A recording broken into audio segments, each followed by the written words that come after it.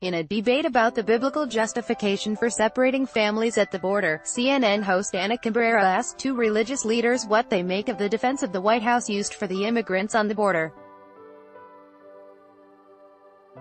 Father Edward Beck smacked down Attorney General Jeff Sessions, saying that he cherry-picked a biblical passage that he took out of context to support nefarious and diabolical governmental policy is immoral, and I would say borders on sinful because of the possible ill effects it has on others. He explained that people can take a text out of context to justify their own means to their own ends. Why does Attorney General Jeff Sessions talk about the fact that, in this passage, it talks about love of enemies, the need to love one another, he said. You have to take the full context of what is trying to be said.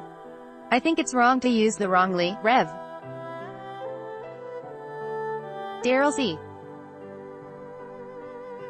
Scott, who serves on President Donald Trump's executive transition team, conceded that the Trump team has no business using the Bible to justify their actions. However, he defended the White House, saying that the citation was not taken out of context and the Bible is all about following the laws of the land. You are to obey civil authority as long as it doesn't contradict moral authority, he said. It doesn't contradict the moral precepts that God has instituted. You know, to bring these children in and put them at risk knowing we are apprehended, I could potentially lose my children, that's something I would have to give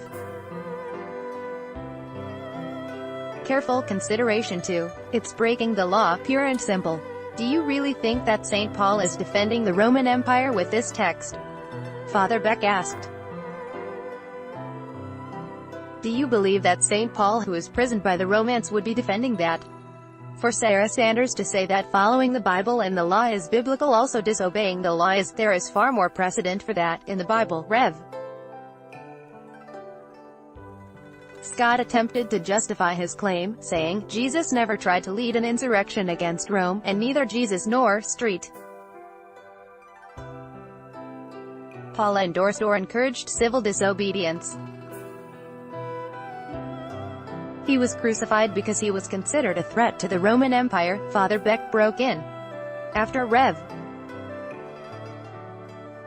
Scott ran over the host, demanding he pause for a moment. Father Beck explained that the New Testament is filled with acts of civil disobedience. Watch the biblical smackdown below.